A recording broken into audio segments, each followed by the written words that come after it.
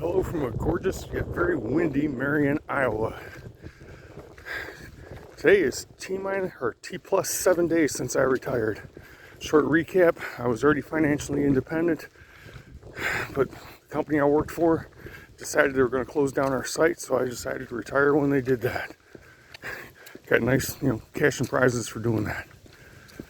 Downside for them is that they decided to replace me with a team on another continent and 12 time zones away, India to be specific. And they did this because I worked weird hours, and the Indian offices are open in that time frame, or the American offices aren't. Anyway, they waited until I had 3 days left to try and do this. I helped them as much as I could. I was on the phone and in meetings with them at ridiculous hours. I was up until 3 o'clock on a Saturday morning dealing with them and the processes. Well, things didn't go so great for them.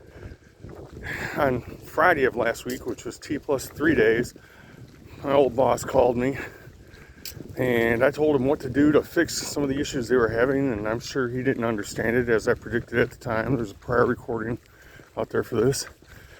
So yesterday, T plus 6 days, I got a bunch of texts from him wanting to have a phone call with him and the folks in India to try and fix the problems again. All right, fine. Now, everything we're doing is time sensitive. The further you get from a particular point, the harder it is to get back there. It gets exponentially more processing time, and I won't get into the long, boring details for non-technical people, but time-sensitive stuff is time-sensitive. So, anyway, I get on the call with them, and they ask a bunch of questions. I give them all the answers, and instead of growing more confident, they got more fearful. You could hear it in their voices. Trying to confirm, reconfirm, coming from every different angle to ask questions. I could tell I was not dealing with people that were actually technical.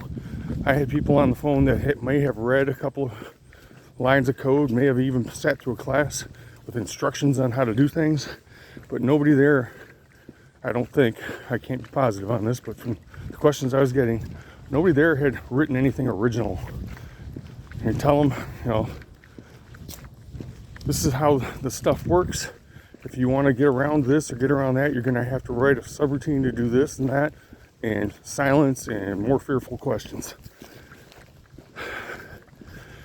About an hour into this 15-minute call, I asked them, is this all really worth it? Can the customers, the clients, can they do without this data? Can you just proceed from here and go forward? And I could hear hope in the voices of the Indian team asking my old boss if this was possible.